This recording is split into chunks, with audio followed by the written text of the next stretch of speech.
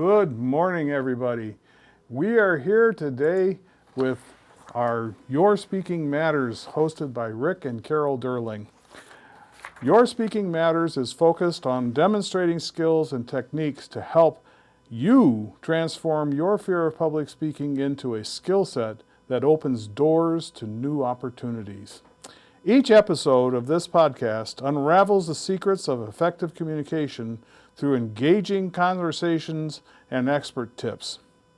In this episode, we are going to be speaking with Tom Zwolinski. Tom is Toastmasters District 28 Division E Area 4 Director. He is also a member of the Macomb Motivators Toastmasters Club in Macomb Township, Michigan. Tom is a distinguished Toastmaster and is recognized as such by the Toastmasters organization, and that means he has speaking skills that he has learned as a Toastmasters member, and he has mastered many of them. Today we are going to talk with Tom. Welcome, Tom. How are you this fine morning? I'm fantastic. Thank you, Rik and Carol, for inviting me to talk with you today. Appreciate it. Can you, Tom, will you share just a little bit about your background and what motivated you to join Toastmasters? Thank you, Rik. Well, I've been a Toastmaster for 10 years. At the time I joined Toastmasters, I worked for a bank, and the bank was forming a new club there. I was already a seasoned professional with over 30 years of experience in IT. And I was used to giving presentations to management. However, I saw that there was something lacking in my presentations. I watched some of my peers as they presented to management on some of our projects, and I could see that they were able to resonate more with management about the benefits of what they were doing. I was a very technical person, so I was very good at giving the details. But when it came to hitting those sweet spots that the management was looking for, I knew I was kind of lacking with that. So I decided to join Toastmasters.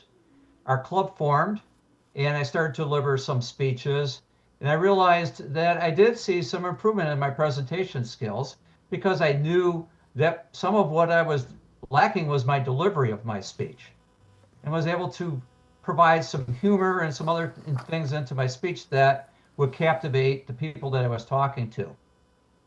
But probably the thing I didn't expect that I got from it was the impromptu speaking.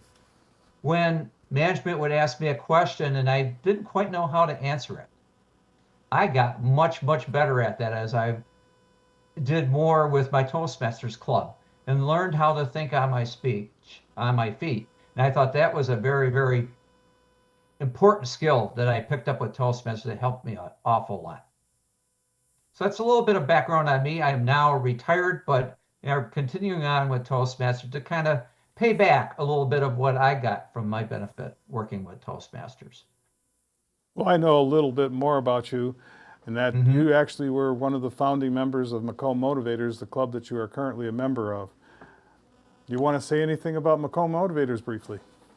Sure. Yeah, at the time I retired from my full-time job, I was looking for a club, and I discovered Macomb Motivators. Rik and Carol, I knew of you from my time with my corporate club. So I found out that you were trying to form Macomb Motivators Toastmasters.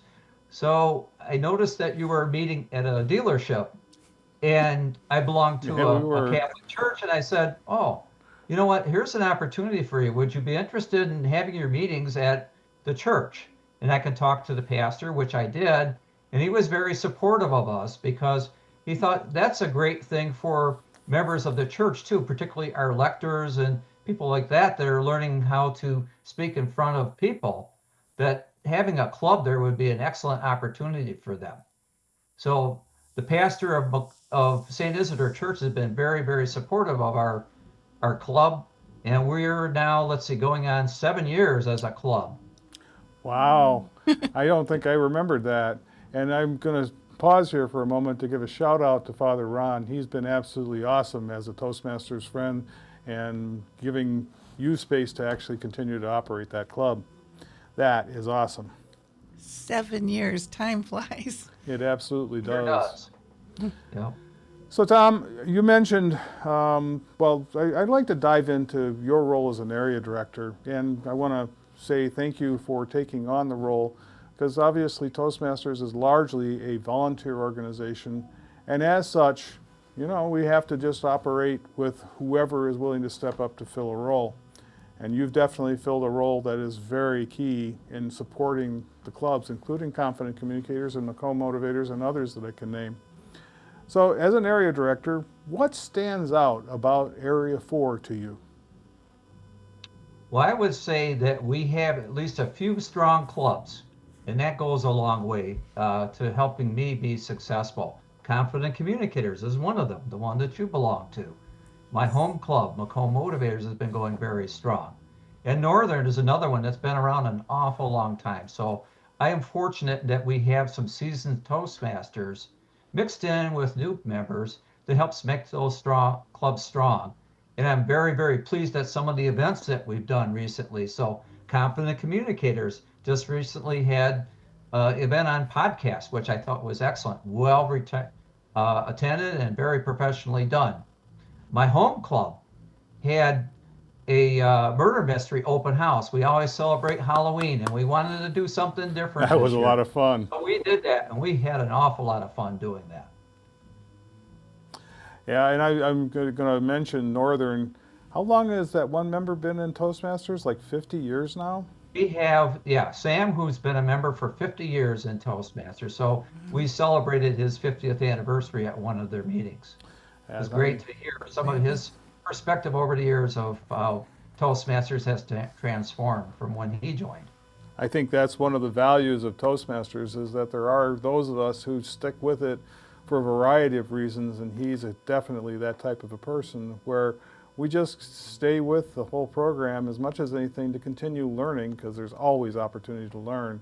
But equally important in my mind is helping others gain the confidence and skills that you can get by being in a Toastmasters club. That is absolutely amazing to me that he's been around for 50 years. It's almost longer than I've been alive. You wish. You wish. I'm older than dirt, so let's just get over that. I'm not far behind you. Well, it's fun to be there, isn't it? I mean, after all these time, we've got some experience.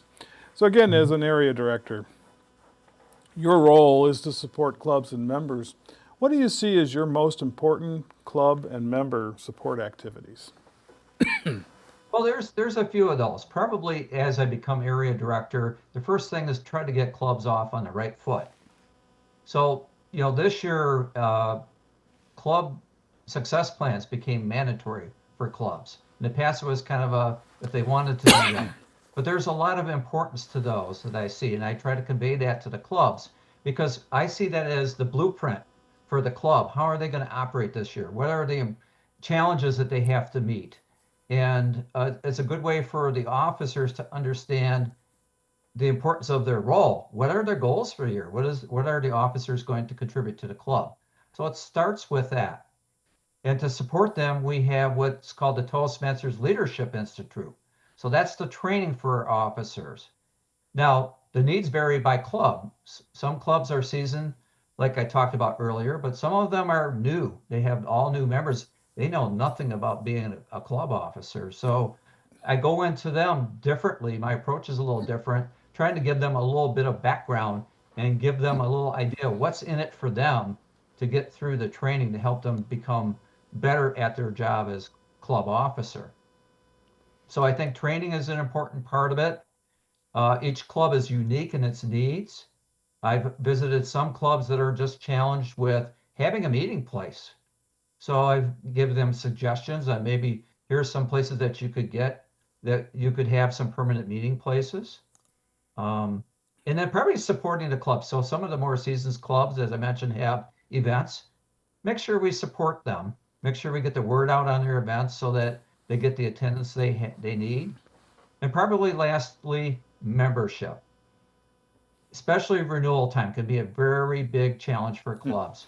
So supporting them to get the word out, get their members to renew, because that can be a big challenge. How do you go about contacting members that haven't been at a meeting for a while? And there's various reasons why that is. but just those kinds of things to support them. And lastly, just being a disseminator of information.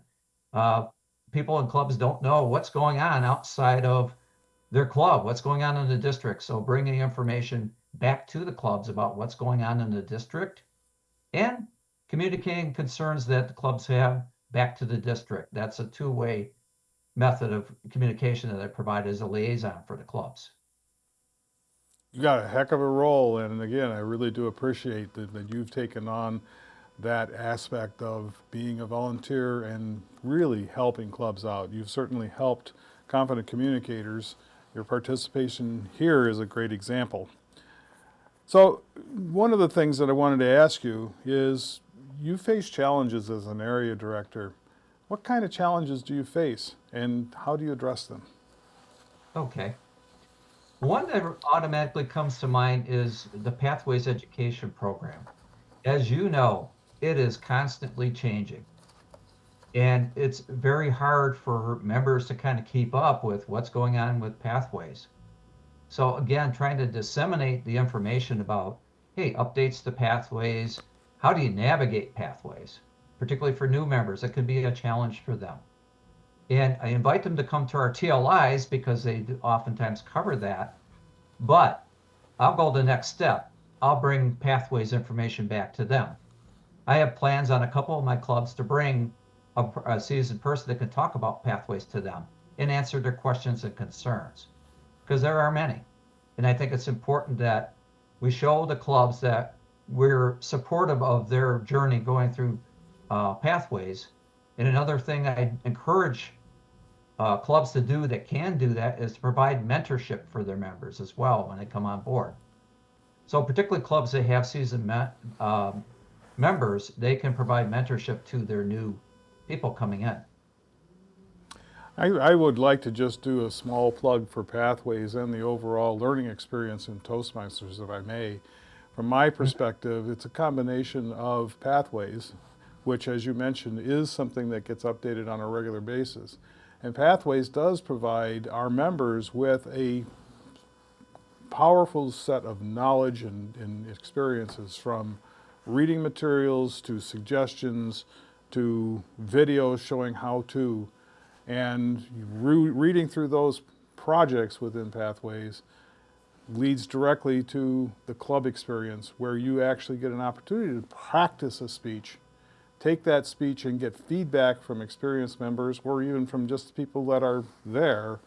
And that, in that process of constant feedback, constant learning, is how everybody that I know in Toastmasters has developed really, really strong speaking skills.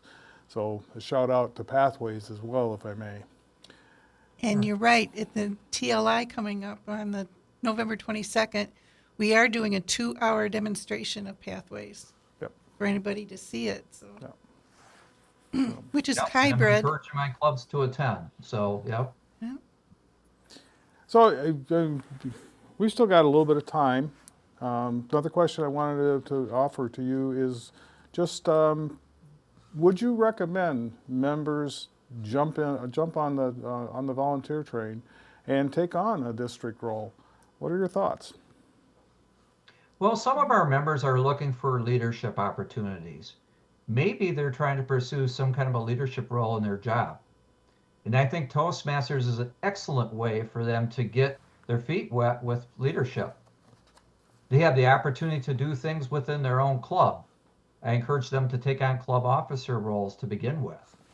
And that helps them grow and become comfortable in those leadership type of roles beyond the club, doing exactly what I'm doing right now, becoming an area director, because you get to see what other clubs are doing, a chance to network. Networking is another important part of it. And then as you become a seasoned Toastmaster, there's the aspect of mentorship. Now, within the club, many people take the opportunity to mentor individuals, but how about mentoring a club? Now, there's a role called a club mentor that's geared to mentoring newly formed clubs. But even as an area director, I see myself as a mentor, mentoring clubs on how to become more effective, How do they come over some of the hurdles that they have, challenges with maybe members not attending meetings, uh, learning how to motivate people to proceed along in their speeches and pathways. There's a number of things as a mentor that I can make suggestions to clubs. And again, I use the word suggestions because I never tell a club how to run. That's a cardinal sin. The main thing is you want to show that you're supportive, give them suggestions, and they can take them and do with them what they will. But that's a good way that I can impart some of my knowledge and experience to help clubs grow and become, remain viable. Again, I think it's really commendable, anybody taking on a volunteer role, but the benefit I feel is very strong, is you get to actually operate and develop leadership skills in the process. Briefly, what are the requirements for being considered for a district leadership role? Okay, so for an area director is actually an appointed role.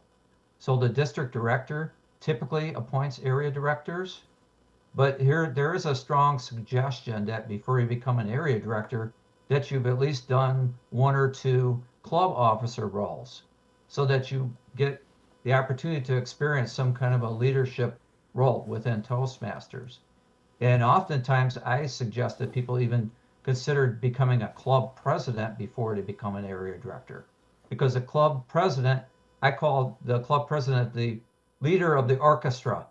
They're not so much the doer.